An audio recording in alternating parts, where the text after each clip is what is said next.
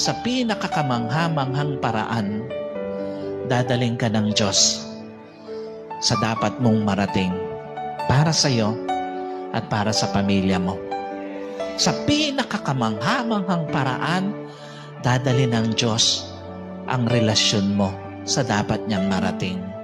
Sa pinakakamangha-manghang paraan, dadali ng Diyos ang pangarap mo sa dapat nitong marating. Kaya ni Elijah, di niya ina-expect, pero kumilos ang Panginoon.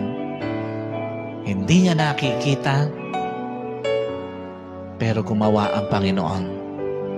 Sa oras na ito, maaaring bago ka pumasok sa lugar na ito, at bago mo narinig ang mensaheng ito, napakahirap yung sitwasyon na pinagdaraanan mo at parang imposible.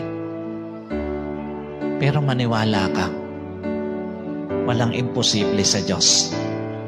Walang mahirap sa Diyos at walang hindi kayang gawin ng Diyos para sa iyo.